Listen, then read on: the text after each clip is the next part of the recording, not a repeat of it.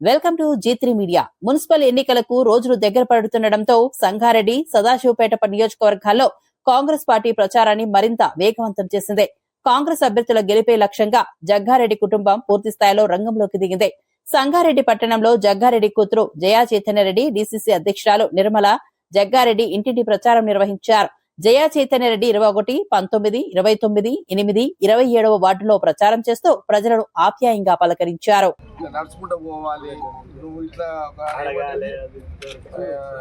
ఇది పెడతావు అని నేను నిన్ను అడగాలి, నాకు అడిగే అలవాటు అది కూడా ఉంది నాకు. మా అమ్మనాయన పుట్టుకాట్లు ఇచ్చిండు నాకు, ఎవరి కష్టంలో అడిగే అలవాటు కూడా ఇచ్చిండ్రు. కాబట్టి 1,00,000 రూపాయలు అడిగిన చేస్తే మంచి బండి పెట్టుకుని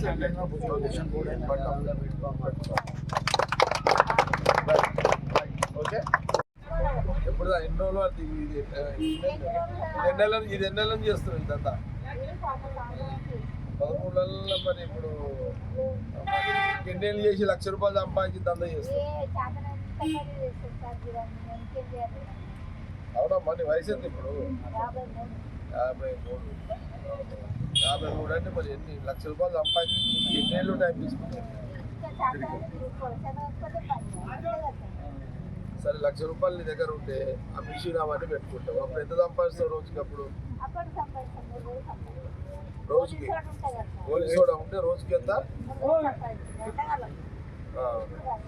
ఎండాకాలం, మిగతా కాలంలో కూడా నడుస్తుంటది. ఓకే, అవి వర్షం వస్తుందా? పర్లేదు. అంటే నీ దగ్గర 1,00,000 రూపాయలు ఉంటే ఈ బిజినెస్ డెవలప్ చేస్తావు. ఎన్ని రోజులనే చేసుకుంటావు 1,00,000 రూపాయలు?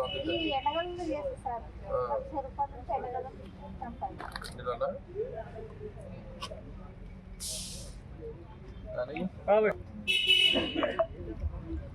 నువ్వు 1,00,000 రూపాయలు సంపాదించి ఇప్పుడు నీకు ఆర్థిక సాయం అందితే నువ్వు డెవలప్ చేస్తావు. సరే, మరి ఎందుకు ఇట్లా? యాక్చువల్గా నేను వస్తున్నా,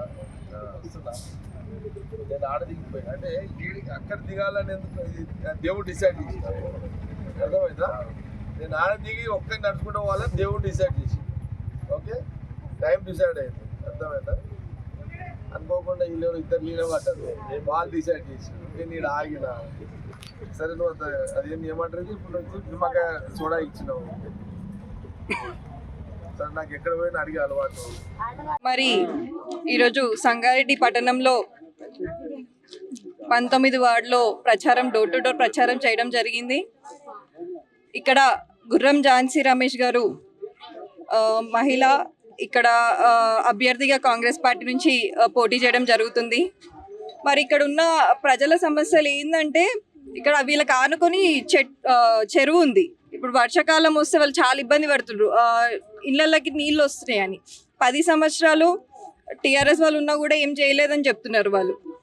మరి మేము వాళ్ళకి ఏం చెప్తున్నామంటే, మరి జగ్గారెడ్డి గారు ఉన్నారు, కాంగ్రెస్ ప్రభుత్వం ఉంది, మరి ఫండ్స్ తెచ్చి అది ఏ విధంగా అయితే వాళ్ళ ఇళ్లలో వరకు నీళ్ళు రాకుండా ఏ విధంగా సొల్యూషన్ చేయాలనో అధికారులతో మాట్లాడి జగ్గారెడ్డి గారు చేపిస్తారు. మీరు ఎట్లాంటి భయభ్రాంతులు పడకండి, ఎందుకంటే జగ్గారెడ్డి గారు ఉన్నప్పుడు మీ వరకు ఎవరు రారమ్మా, మీకు తెలుసు. ఎప్పుడైనా సాయం చేయనికనే ఆలోచిస్తాడు జగ్గారెడ్డి గారు, అవునా కాదా? మీరే చెప్పండి. మీరే చూసిర్రు, నాకంటే ఎక్కువ నుంచి మీరే చూసిర్రు.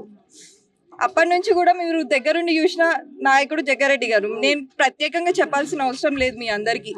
మీరు అంటే ప్రతి ఒక్కరు వాళ్ళు ఏదో చెప్పడానికి ప్రయత్నిస్తారు, కానీ మీకు నిజాలు మీ అందరికీ తెలుసు.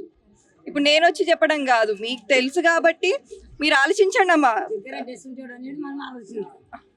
ఆలోచించండి. మీకు తెలుసు కదా, అది ఆలోచించడం కాదు. ఓటు ఎవరికి ఇస్తే మనం మంచిగా అవుతామో వాళ్ళకి ఆలోచించండి. మరి గతంలో టీఆర్ఎస్ వాళ్ళు ఉండే కదా ఇక్కడ కౌన్సిలర్, వాళ్ళు ఏ విధంగా చేసిరో మీరు ఆలోచించుకోండి. మరి రమేష్ అన్న మీకు తెలుసు, మీకు ఏం సాయం కావాలన్నా మీరు పేరుతో మీరు పలకరిస్తున్నాడు, మరి అంత దగ్గరగా ఉన్నాడు. అమ్మ ఇప్పిస్తాం, తప్పకుండా ఇప్పిస్తాం అమ్మ. కాంగ్రెస్ ప్రభుత్వం నుంచి వస్తుందమ్మా. మీరు కిరాయికి ఉంటున్నారని నేను తిరిగినప్పుడు చెప్పిర్రు, 2,000 కిరాయి కూడా కట్టుకోలేకపోతున్నాము అని చెప్తున్నారు నాకు. అవును, 80 గజాల ప్లాట్ ఇస్తున్నారు, కట్టుకోనికి కూడా మీకు సాయం చేస్తారమ్మా. మీరు కూడా ఎట్లాంటి అంటే మన కష్టం ఇప్పుడు ఈ రోజులలో రేట్లు పెరిగిపోయినాయి, మనం కట్టుకునే శక్తి కూడా లేదు. మన ప్రభుత్వమే మీకు స్థలం ఇస్తుంది, కట్టుకోనికి కూడా పైసలు కూడా లోన్ ఇస్తుంది. మీరు ఏం భయపడాల్సిన అవసరం లేదు. జగ్గారెడ్డి గారు ఉన్నారు, మీ వరకు ఎవరు రారు, అంత ధైర్యం చేసి ఎవరు రారు. దేనికి భయపడాల్సిన అవసరం లేదు. ఈ వాడిని ఎట్లా మంచిగా చేద్దామని ఆలోచించుదాం.